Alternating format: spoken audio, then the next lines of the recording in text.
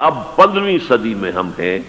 اب ایک بات میں کہہ رہا ہوں اور وہ میری ذاتی رائے ہے، گمان اندازہ اس میں مجھ سے اختلاف کرنے کا ہر ایک کو حق ہے۔ میرے نزدیک 15ویں صدی ہجری اب مجدد کامل الامام المہدی سلسلہ تجدید خلافت کی آخری کڑی کے ظہور کا وقت ہے۔ اس میں مجھے ایک تو قرآن مجید سے اشارہ ملا ہے، اشارہ ہے، میں اسے تفسیر نہیں کہتا۔ میرے نزدیک قرآن مجید میں چند آیتیں سورہ مدثر کی اور چند آیتیں سورہ انشقاق کی بڑی عجیب ہے۔ سورہ مدثر کی آیات میں حضور کی آمد کا نقشہ کھینچا گیا ہے، کلا والقمر واللیل اذ ادبر والصبح اذا اسفر انہا لإحدی الکبر نذیرا للبشر لمن شاء منکم ان یتقدم او یتأخر۔ نہیں، قسم ہے چاند کی، کلا والقمر واللیل اذ ادبر، اور رات کی جبکہ وہ پیٹھ موڑ لے جانے لگے اور صبح کی جبکہ وہ روشن ہو جائے۔ حضور سے پہلے 600 برس ایسے گزرے ہیں دنیا میں کہ نبوت کا سورج نہیں تھا، بس چاند جیسے مستعار روشنی چاند کی ہوتی ہے، تو سابقہ انبیاء کی مستعار روشنی تو کوئی دنیا میں تھی، دھندلی دھندلی جیسی چاند کی ہوتی ہے، لیکن وہ سورج نہیں تھا۔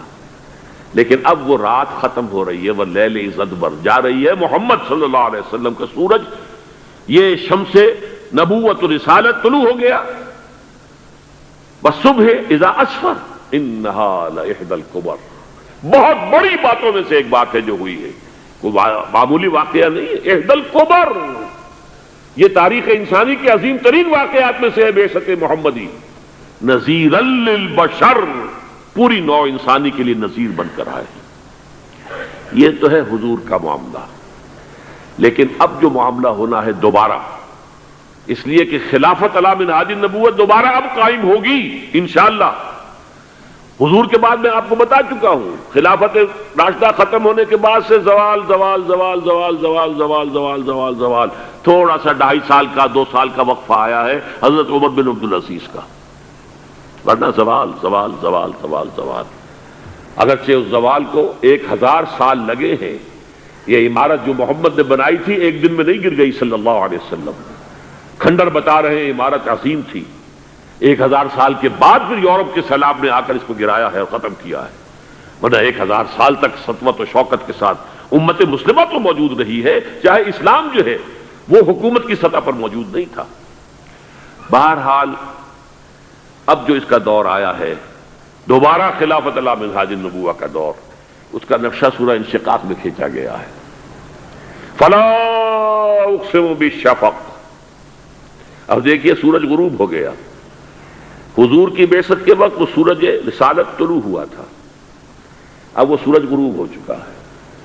سورج کے غروب ہونے کے بعد صرف روشنی رہ جاتی ہے شفق کی، سرخ سی، بس وہی باقی رہ گئی، اور باقی کیا رہ گیا؟ بدا الاسلام غریبا ویسعود کما بدا فطوبی للغرباء، فلا اقسم بالشفق واللیل وما وسق، رات کی سی تاریکی ہے اور جو کچھ اس نے اپنے اندر جمع کر لیا ہے، والقمر اذا اتسق، اور قسم ہے چاند کی جب کہ وہ بھر جائے، پورا بھرتا ہے کتنے دنوں میں؟ 14 دن میں۔ اور 14 صدیوں کے بعد اب پہلی صدی کا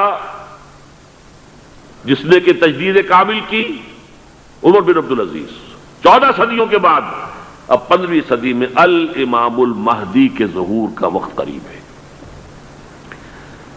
اب جو کچھ مجھے حضرت امام المہدی کے بارے میں کہنا ہے، دوبارہ اپنی بات دہرا رہا ہوں، یہ میرا ذاتی گمان ہے، اختلاف کیا جا سکتا ہے۔ میرا گمان یہ ہے کہ یہ اب جو مجدد آئیں گے وہ حضرت مہدی ہوں گے۔ پہلی بات تو یہ جان لیجئے کہ مہدی 2 ہیں، ایک شیعوں کے مہدی، ایک سنیوں کے مہدی، ان میں بڑا فرق ہے۔ شیعہ حضرات مہدی کو مانتے ہیں، وہ ان کے 12ویں امام ہیں، ان کے عقیدے کے مطابق انہیں پیدا ہونے کے فوراً بعد اس اندیشے سے کہ انہیں قتل کر دیا جائے گا ایک غار میں چھپا دیا گیا تھا۔ تقریباً 1200 برس سے وہ اس غار کے اندر ہیں، وہ روپوش ہیں، چھپے ہوئے ہیں، اسی لیے انہیں امام غائب کہا جاتا ہے، اور اب ان کا انتظار ہو رہا ہے، اس لیے انہیں امام منتظر بھی کہا جاتا ہے۔ اس لیے شیعوں کے دارالعلوم جو ہوتے ہیں، دارالعلوم المنتظر، وہ اس لیے کہ ان کا انتظار کیا جا رہا ہے۔ تو یہ ہے، اب وہ ان کا خیال ہے کہ آخری دور میں، آخری زمانے میں وہ ظاہر ہو جائیں گے، غار سے نکل آئیں گے۔ دیکھیے، میں اس عقیدے کو اس بنا پر رد نہیں کرتا کہ یہ ناممکن ہے کہ کیسے کوئی شخص جو ہے 1200 برس تک کسی غار کے اندر زندہ رہ سکتا ہے، نہیں، میں سمجھتا ہوں ممکن ہے۔ 300 برس تک اصحاب کہف رہے کہ نہیں رہے؟ سوئے رہے۔ 300 ایئرس ہم مانتے ہیں۔ حضرت عیسیٰ اسی حیات عرضی کے ساتھ 2000 سال سے موجود ہیں آسمان پہ کہ نہیں ہے؟ آپ کو معلوم ہے حضرت عزیر 100 برس تک مرنے کے بعد دوبارہ زندہ کر دیے گئے۔ فَأَمَاتَهُ اللَّهُ مِئَةَ عَامٍ ثُمَّ بَعَثَهُ۔ تو ناممکنات میں سے کوئی سوال پیدا نہیں ہوتا، لیکن یہ کہ آیا کوئی امامت معصومہ کا تصور قرآن اور حدیث سے ہمیں ملتا ہے؟ پھر یہ کیا یہ موروثی امامت کہ حضرت علی کی نسل جو حضرت فاطمہ سے چلی ہے اسی میں یہ امامت ہوگی؟ اس کے لیے ہمارے پاس کوئی دلیل نہیں ہے، ہم اس کو تسلیم نہیں کرتے۔ ہم تو سمجھتے ہیں کہ معصومیت ختم ہو گئی محمد الرسول اللہ صلی اللہ علیہ وسلم پر، خاتم المعصومین ہے محمد الرسول اللہ۔ اب ان کے بعد تو اجتہاد ہے اور خلافت ہے، عام معاملات میں اجتہاد ہوگا، نظام خلافت کا ہوگا۔ تو ہمارے نزدیک جو میں جس مہدی کا نام لے رہا ہوں وہ مہدی ہے جو ایک مجدد ہوں گے، جیسے کہ مجددین کے نام میں نے آپ کو گنوائے ہیں، مجدد الفسانی ہو، شاہ ولی اللہ ہو، سید احمد بریلوی ہو، شیخ الہند ہو، ایک ہوں گے انسان جو پیدا ہوں گے انسانوں کی طرح، عام طور پر اپنی عمر کو، پختگی کو پہنچیں گے، پھر وہ سامنے آئیں گے منظر پر، پھر وہ کام کریں گے، قیادت کریں گے، عرب میں ان کا ظہور ہوگا۔ دوسری بات یہ نوٹ کر لیجئے حضرت مہدی کے بارے میں، ہمارے ہاں احادیث کے جو مجموعے ہیں ان میں جو ٹاپ کے 2 مجموعے ہیں ان میں کہیں حضرت مہدی کا ذکر نہیں ہے، نہ صحیح بخاری میں نہ صحیح مسلم میں، لیکن ہم اسے نظر انداز نہیں کر سکتے کہ صحائح ستہ کی بقیہ 4 کتابوں کے اندر موجود ہیں، لہذا نظر انداز نہیں کر سکتے، اگنور کرنا ممکن نہیں ہے۔ اب اس میں چاہتا ہوں کہ کچھ حدیثیں آپ کو میں سناؤں جن میں حضرت مہدی کا تذکرہ کیا گیا ہے۔ پہلی ہے وعن عبداللہ ابن مسعود قال قال رسول اللہ صلی اللہ علیہ وسلم، حضرت عبداللہ ابن مسعود سے روایت ہے، وہ فرماتے ہیں کہ حضور نے ارشاد فرمایا لا تذهب الدنيا حتى يملك العرب رجل من اہل بیتی، یہ دنیا ختم نہیں ہوگی جب تک کہ عرب پر میرے اہل بیت میں سے ایک شخص کی حکومت قائم نہ ہو۔ اور آپ کو معلوم ہے کہ آج تک عرب پر حضور کے اہل بیت کی کوئی حکومت قائم نہیں ہوئی، اور جب قائم ہوئی بھی تھی حضرت علی کو اگر شمار کیا جائے، اس لیے کہ حضور نے وہ جو مشہور واقعہ ہے کہ ایک چادر میں لے لیا تھا حضرت علی کو اور حضرت فاطمہ اور حضرات حسنین کو، اللہم ہؤلاء اہل بیتی، اے اللہ یہ بھی میرے اہل بیت ہیں، تو حضرت علی کی بھی حکومت منعقد نہیں ہوئی، پورے عالم اسلام پر ان کی حکومت نہیں تھی، اس لیے کہ شام اور مصر دونوں صوبے جو ہیں انہوں نے ان کی اطاعت قبول نہیں کی تھی۔ اس حوالے سے یہ معاملہ ابھی ہونا ہے۔ لا تذهب الدنيا حتى يملك العرب رجل من اہل بیتی یواطئ اسمہ اسمی، اس کا نام وہی ہوگا جو میرا نام ہے، یعنی محمد صلی اللہ علیہ وسلم، اور ان کا نام بھی، مہدی کا نام بھی محمد ہو، مہدی تو ان کا لقب ہے۔ یہ ترمذی میں بھی ہے، ابو داؤد میں بھی ہے، سنن ابی داؤد، جامع ترمذی، بلکہ ابو داؤد میں ایک اور روایت ہے، قال، حضور نے فرمایا لو لم يبقى من الدنيا الا يوم، اگر دنیا کی زندگی میں سے کچھ بھی نہ بچے سوائے ایک دن کے، لطول اللہ تعالی ذلك اليوم، تو اللہ تعالیٰ اس دن کو لمبا کر دے گا، حتی یبعث فیہ رجلا منی، یہاں تک کہ میرے خاندان میں سے ایک شخص کو اٹھائے گا، من اہل بیتی، میرے اہل بیت میں سے، یواطئ اسمہ اسمی و اسم ابی ہے اسم ابی، جس کا نام میرے نام پر ہوگا، جس کی والد کا نام میرے والد کے نام پر ہوگا، محمد ابن عبداللہ ان کا نام ہوگا، اور وہ یملأ الارض قسطا وعدلا کما ملئت ظلما وجورا، وہ سرزمین عرب کو عدل اور انصاف سے اسی طرح بھر دیں گے جیسے کہ وہ ظلم اور زیادتی سے بھر چکی ہوگی۔ دوسری روایت ہے حضرت ابو سعید خدری رضی اللہ تعالی عنہ سے، حضور نے فرمایا المہدی منی اجل الجبہۃ اقن الانف یملأ الارض قسطا وعدلا کما ملئت ظلما وجورا یملک 7 سنین، رواہ داود، کہ مہدی مجھ میں سے ہوں گے بڑی روشن پیشانی والے اور بڑی کھڑی ناک والے، وہ زمین کو بھر دیں گے انصاف سے اور عدل سے، جیسے کہ وہ ظلم سے بھری ہوئی ہوگی، اور وہ 7 برس تک حکومت کریں گے۔ عرب میں خالص خلافت علی منہاج النبوہ کا نظام حضرت مہدی کے ہاتھوں قائم ہوگا اور 7 برس تک قائم رہے گا عرب کے اندر۔ اس کا اگلا مرحلہ میں بعد میں بیان کروں گا۔ تیسری روایت، اور اس کو میں اس لیے خاص طور پہ سنا رہا ہوں کہ اس میں وہی الفاظ آئے ہیں جو میں نے ابتدا میں حدیث آپ کو سنائی تھی، اس کے الفاظ ہیں۔ عن ابی سعید قال ذکر رسول اللہ صلی اللہ علیہ وسلم بلان یصیب هذه الامہ حتی لا یجد الرجل ملجا یلجا الیہ من الظلم۔ حضور نے ذکر فرمایا کہ ایک دور ایسا آئے گا انتہائی ابتلا اور آزمائش اور مصائب کا کہ کسی شخص کو کوئی سر چھپانے کی جگہ نہیں ملے گی اس ظلم سے اپنے آپ کو بچانے کے لیے۔ فَيَبْعَثُ اللَّهُ رَجُلًا مِنْ عِتْرَتِي وَأَهْلِ بَيْتِي، تو پھر اللہ میرے خاندان میں سے، میرے اہل بیت میں سے اٹھائے گا ایک شخص کو، فَيَمْلَأُ بِهِ الْأَرْضَ قِسْطًا وَعَدْلًا، اور اس کے ذریعے سے اللہ تعالیٰ زمین کو عدل و قسط سے بھر دے گا۔ يَرْضَى عَنْهُ سَاكِنُ السَّمَاءِ، یہ وہی الفاظ آ گئے، اب اس سے پھر راضی ہو جائیں گے آسمانوں میں رہنے والے بھی، وَسَاكِنُ الْأَرْضِ، اور زمین میں رہنے والے بھی۔ لا تدع السماء من قطرها شيئا الا ثبته، آسمان اپنا ایک قطرہ بھی نہیں روکے گا مگر یہ کہ اس کو زمین کے اوپر نثار کر دے گا، بارش کی شکل میں گرا دے گا۔ ولا تدع الارض من نباتها شيئا الا اخرجته، اور زمین اپنی پیداوار میں سے کوئی شے نہیں چھپائے گی، نہیں روکے گی مگر اس کو ظاہر کر دے گی۔ چوتھی حدیث جو ہے وہ حضرت ام سلمہ سے رضی اللہ تعالی عنہ قال سمعت رسول اللہ صلی اللہ علیہ وسلم یقول المہدی من عترتی من اولاد فاطمہ، رواہ ابو داود، یہ بھی سنن ابو داود کی روایت ہے۔ حضور نے فرمایا مہدی میرے خاندان سے، میرے اہل بیت سے ہوں گے، یعنی اولاد فاطمہ میں سے، اور تفسیر اس کی آتی ہے کہ حضرت حسن کی اولاد میں سے ہوں گے۔ پانچویں حدیث میں آپ کو سنا رہا ہوں، اور اس میں ایک عجیب مشابہت آپ کے سامنے آئے گی حضرت عمر بن عبدالعزیز کے ساتھ، یہ اول اور آخری کڑی کے درمیان مشابہت۔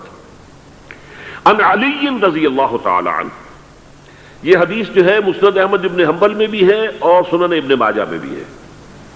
قال قال رسول اللہ صلی اللہ علیہ وسلم المہدی منا اہل البیت یصلحہ اللہ فی لیلۃ، مہدی ہم میں سے ہوں گے، ہمارے اہل بیت میں سے، اور اللہ ایک ہی رات میں ان کی اصلاح کر دے گا۔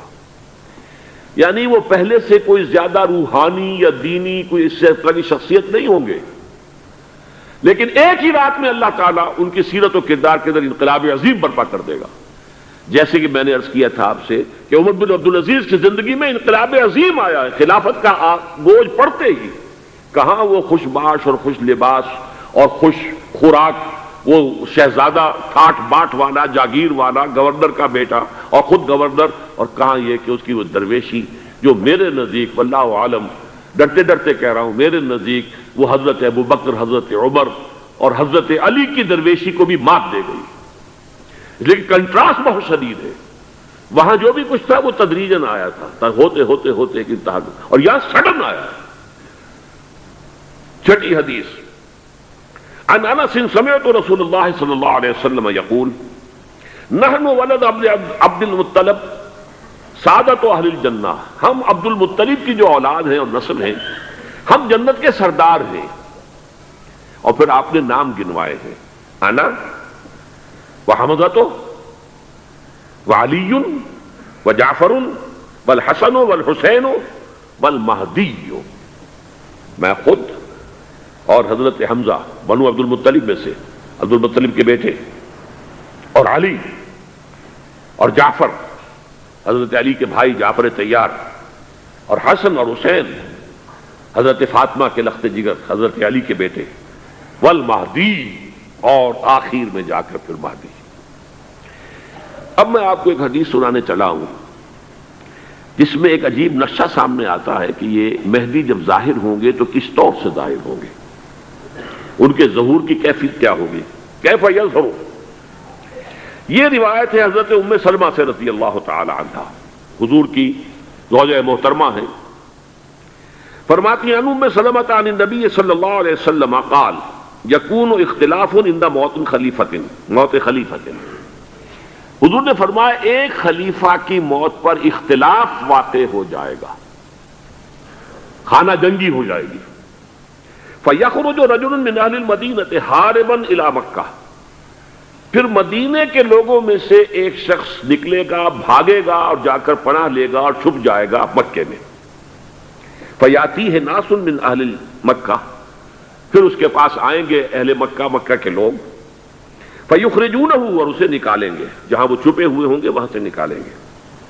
وَهُوَ كَارِهٌ، اور وہ بالکل اس کو پسند نہیں کر رہے ہوں گے، نہ وہ خواہش مند ہوں گے کہ ان کے وہ ہاتھ پر بیعت کی جائے، نہ وہ یہ چاہیں گے کہ وہ میدان میں آئیں اور ان کو جو ہے اپنا لیڈر مانا جائے۔ وَهُوَ كَارِهٌ فَيُبَايِعُونَهُ بَيْنَ الرُّكْنِ وَالْمَقَامِ، لیکن لوگ جو ہے پھر اصرار کے ساتھ ان کے ہاتھ پر بیعت کریں گے رکن اور مقام کے درمیان۔ رکن وہ کونا ہے خانہ کعبہ کا جس میں حجر اسود لگا ہوا ہے، اور مقام ابراہیم جو ہے، ان دونوں کے مابین جو یہ علاقہ ہے یہاں پر وہ بیعت ہوگی۔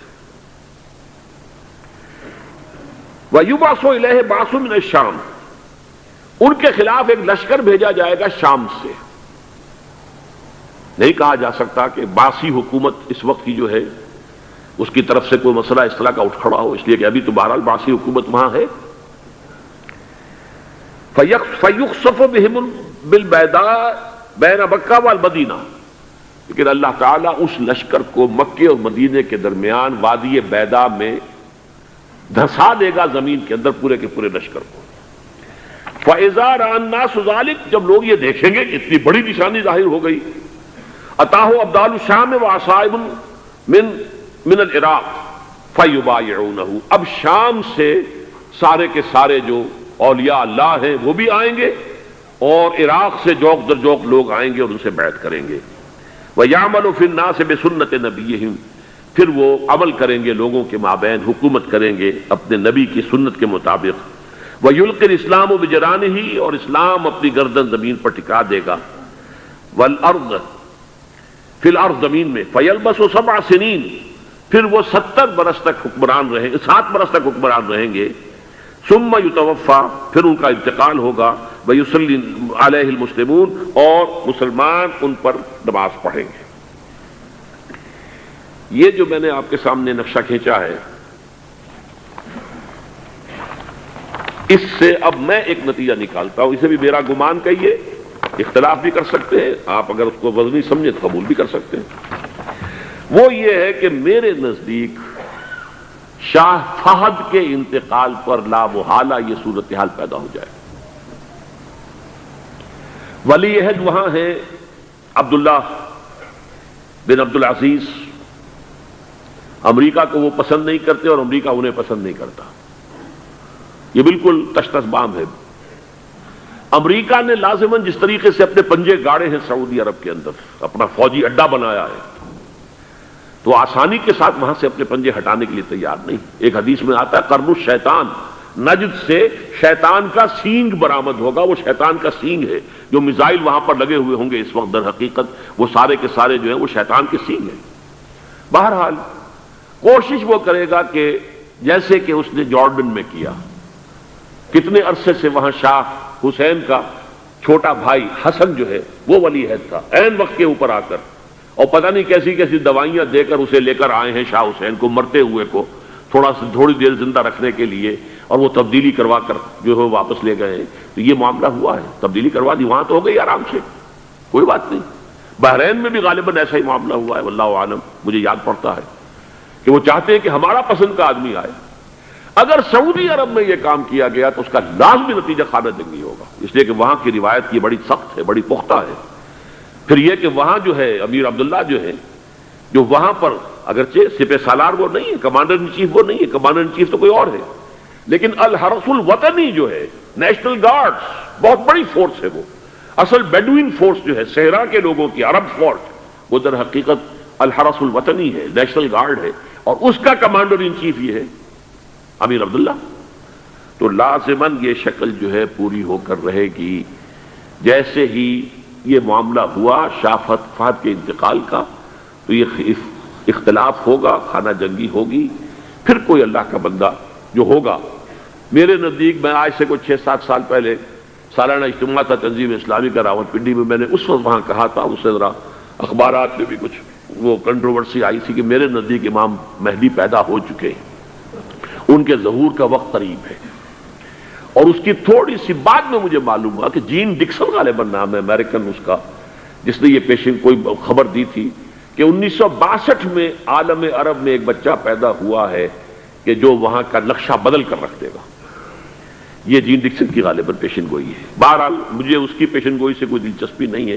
میں تو جو احوال دیکھ رہا ہوں، یعنی اسرائیل کا قائم ہو جانا اور اس کے بعد اب یروشلم کا مسلمانوں کے ہاتھوں سے نکل جانا، اور اب گویا کہ وہ الملحمۃ العظمیٰ جو ہے تلی کھڑی ہے، کسی بھی وقت جو ہے یہ جو ہے وہ لاوا پھٹ سکتا ہے، آتش فشاں پھٹ سکتا ہے.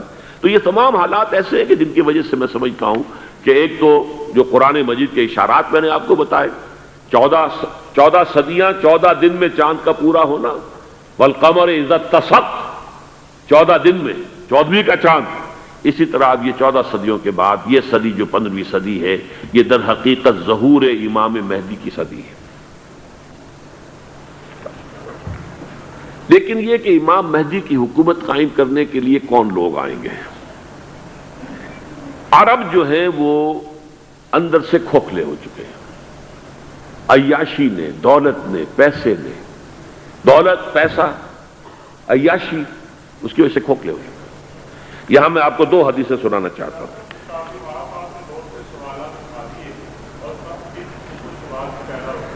بہت سے ہو گئے، آپ اطمینان سے تشریف رکھیے.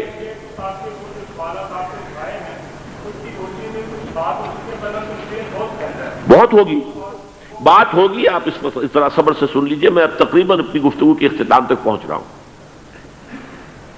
سنن ابن ماجہ کی روایت ہے حضرت ابو ہریرہ سے رضی اللہ تعالی عنہ، قال قال رسول اللہ صلی اللہ علیہ وسلم اذا وقعت الملاحم بعث اللہ بعثا من الموالی هم اکرم العرب فرسا واجودہ سلاحا یوید اللہ بہم الدین. رواہ ابن ماجہ عن ابی ہریرہ رضی اللہ تعالی عنہ. جب ملاحم کا دور شروع ہوگا تو اللہ تعالیٰ اٹھائے گا ایک لشکر یا لشکروں پر لشکر موالی میں سے. موالی کون ہے؟ عربوں نے جب فتح کیا تھا اس پورے علاقے کو خلافت راشدہ کے دوران، اور پھر وہ لوگ جو ہے، ایک رائے تو یہ تھی کہ انہیں غلام بنایا جائے سارے آبادیوں کو، لیکن یہ کہ حضرت عمر کا اجتہاد تھا، اس کے مطابق جو ان کو غلام نہیں بنایا گیا، تو وہ موالی کی حیثیت رکھتے ہیں. عربوں میں دم نہیں ہے، موالی میں سے لشکر اٹھیں گے کہ جو در حقیقت حضرت مہدی کی حکومت کو قائم کریں گے. دوسری حدیث سنیے عن عبداللہ ابن الحارث رضی اللہ تعالی عنہ، اور یہ ابن ماجہ کی روایت ہے. قال قال رسول اللہ صلی اللہ علیہ وسلم یخرج ناس من المشرق فیوطئون للمہدی یعنی سلطانہ. لشکر نکلیں گے، لوگ آئیں گے مشرق سے، اور وہ حضرت مہدی کی حکومت کو جمائیں گے اور قائم کریں گے. اب ذرا نوٹ کیجئے کہ جزیرہ نما عرب کے مشرق میں کون سے ملک ہیں؟ 3: ایران، افغانستان، پاکستان. یہ 3 سالڈ مسلم ممالک، مسلم آبادی اکثریت. ویسے تو یہ کہ آگے ہندوستان میں 20 کروڑ مسلمان ہیں، لیکن وہ 20 کروڑ جو ہے وہ تو 80 کروڑ کے اندر تحلیل ہو جاتے ہیں غیر مسلموں میں. لیکن یہاں جو معاملہ ہے یہ خالص اکثریت کے. ان میں سے ایران کا معاملہ جہاں تک ہے، نمبر 1 یہ کہ وہ شیعہ عقائد کے حصار میں بند ہے، اس سے ادھر ادھر ہونا اس کے لیے ممکن نہیں. حدیث میں یہ بھی آتا کہ اصفہان سے 70,000 یہودی دجال کا ساتھ دیں گے. لیکن بہرحال خراسان ایک صوبہ ہے افغانستان کا اس وقت بھی شمال مشرقی کونے میں، مجھے امید ہے وہاں سے خیر کی، کیونکہ خراسان کا لفظ وہاں پہ شامل ہے. اور حضور کی حدیث میں بعد میں آپ کو سناؤں گا کہ خراسان سے فوجیں چلیں گی جو یروشلم کو دوبارہ حاصل کریں گی، فتح کریں گی. جیسے پہلے یروشلم کھویا عربوں نے تھا، دوبارہ حاصل کیا تھا کرد نے، کرد خون صلاح الدین ایوبی رحمۃ اللہ علیہ. ایسے اب پھر عربوں نے کھویا ہے، لیکن لینے والے خراسان سے لشکر آئیں گے. یخرج من خراسان رایات سود لا يردها شیء حتی تنصب بإیلیا. خراسان کے علاقے سے کالے علم لے کر لشکر چلیں گے جن کے رخ کو کوئی موڑ نہیں سکے گا جب تک کہ وہ جا کر یروشلم میں نصب نہ ہو جائے. اس کے بعد نام آتا ہے پاکستان کا. یہ ہے میری اور آپ کی داستان، اور یہ ہے سبب جس کی وجہ سے کہ میں آپ سے یہ گفتگو کر رہا ہوں. اصل میں تو کس لیے؟ محض ایک علمی استفادہ، محض اپنی بات آراء کو ظاہر کرنے کا شوق نہیں، بلکہ یہ کہ اپنی ذمہ داری ہم پہچانے کہ ہم کس مقام پر کھڑے ہیں. دیکھیے، اس پاکستان کے بارے میں یا ہندوستان کے بارے میں علامہ اقبال نے کہا تھا اپنے ترانہ ملی میں، میر عرب کو آئی ٹھنڈی ہوا جہاں سے، میرا وطن وہی ہے، میرا وطن وہی ہے. اور مجھے بتایا گیا کہ سنن ابی داؤد میں یہ روایت موجود ہے کہ حضور نے فرمایا کہ ہندوستان کی طرف سے مجھے ٹھنڈی ہوا آتی، اگرچہ مجھے وہ حدیث ابھی نہیں ملی ہے، لیکن حزب التحریر کا ایک کارڈ مجھے ملا تھا، تو اس میں اس حدیث کا اور اس میں ابو داؤد کا روایت کا حوالہ موجود تھا. لیکن میں جو چیز آپ کو بتا چکا ہوں وہ یہ کہ الف ثانی کا پورا تجدیدی کارنامہ اس ہندوستان کی سرزمین میں ہوا. مجدد الف ثانی شیخ احمد سرندی، شاہ ولی اللہ دہلوی، سید احمد بریلوی، وہ تو ہمارے پاکستان میں آ کر جو ہے ان کا خون جذب ہوا ارض پاکستان میں. پھر شیخ الہند مولانا محمود حسن. تحریک خلافت چلی تو صرف ہندوستان میں چلی اور کہیں نہیں چلی. آزادی کی تحریک چلی پوری دنیا میں، وہ نیشنلزم کی بنیاد پر چلی، ملے نیشنلزم، عرب نیشنلزم، ترک نیشنلزم. ہمارے ہاں چلی تو اسلام کے نام پر پاکستان کا مطلب کیا؟ لا الہ الا اللہ.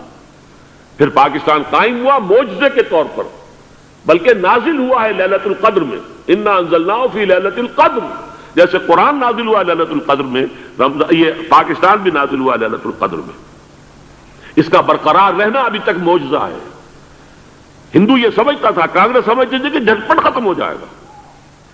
پھر یہ کہ اس کا قرارداد مقاصد کا پاس ہو جانا، مزید بھی اور اضافی دفعات دستور میں آ جانا، اب کمرشل انٹرسٹ کو ربا قرار دے کر حرام قرار دینا، یہ سارے لینڈ مارکس ہیں کہ جو اشارہ کر رہے ہیں کسی چیز کی طرف. معاملہ کدھر جا رہا ہے؟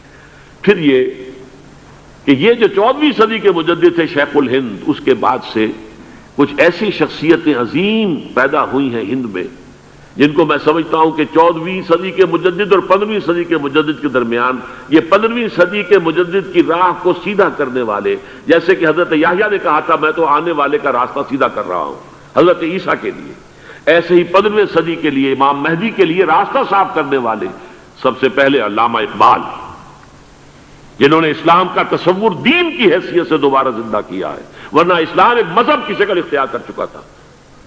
پھر مولانا مودودی، مولانا ابوالکلام آزاد حکومت الہیہ کے نعرے کے ساتھ میدان میں آئے. یہ اقبال نے جو تصور پیش کیا تھا اس پر عملی جدوجہد کے لیے حزب اللہ قائم ہوئی. نوٹ کر لیجئے 11 برس کا فرق ہے عمر کا علامہ اقبال کے اور ابوالکلام کے. اور 1913 میں جب حزب اللہ قائم کی ہے اس وقت علامہ اقبال کی ملی شاعری اپنے عروج کو پہنچ چکی تھی. پھر یہ کہ علامہ اقبال کے بعد تعبیل جو ہے اس کام کی وہ ابوالکلام نے کی، لیکن روایتی علماء کی شدید مخالفت کی وجہ سے وہ بددل ہو کر چھوڑ گئے، کانگریس میں شامل ہو گئے. بساط جو ہے حزب اللہ کی انہوں نے لپیٹ دی.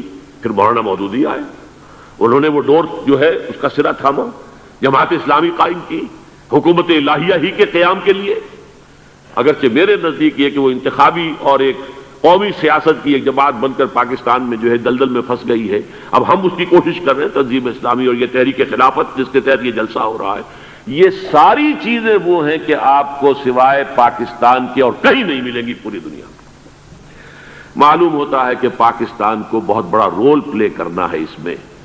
اور اس کے ساتھ اب جمع کر لیجئے افغانستان کی عمارت افغانستان، اسلامی عمارت افغانستان قائم ہو چکی ہے. یہ پچھلے 20 سالوں میں جو کچھ وہاں ہوتا رہا ہے اس سے پہلے تصور نہیں ہو سکتا تھا. کابل جو ہے وہ تو جیسے پیرس کا تمدن تھا ویسے کابل کا تھا، وہی لباس، وہی سکرٹس. یہاں جب آئے تھے شاہ ظاہر شاہ سرکاری دورے پر تو ان کی جو ملکہ صاحبہ تھی ان کے ساتھ وہ سکرٹ میں ملبوس تھی.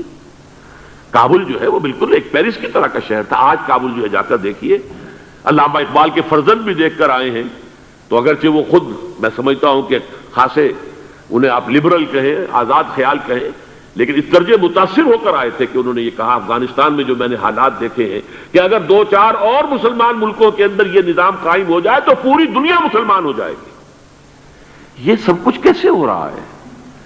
یہ آنے والے دور کی جھلکیاں ہیں۔ Coming events are casting their shadows before.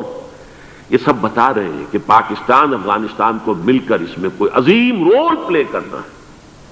اور اس کے ضمن میں اب میں علامہ اقبال کے بارے میں آخری بات کہہ رہا ہوں۔ علامہ اقبال کے بارے میں عام یہ خیال ہے، انہوں نے اپنے خطبات میں مہدی کا اور نزول مسیح کا، حالانکہ میں کل پڑھ رہا تھا مولانا سید احمد اکبر آبادی رحمۃ اللہ علیہ کا ایک مقالہ ان کا کہ علامہ اقبال نے ابن خلدون کے بارے میں یہ کہا ہے کہ مہدی کا اور نزول عیسیٰ کا دونوں کا انہوں نے انکار کیا ہے، حالانکہ ابن خلدون نے نزول عیسیٰ کا انکار نہیں کیا، صرف مہدی کا انکار کیا ہے۔ بہرحال علامہ اقبال نے خطبات میں انکار کیا ہے، لیکن یہ کہ اپنی شاعری کے اندر میں چیلنج کرتا ہوں کسی بڑے سے بڑے اقبال شناس کو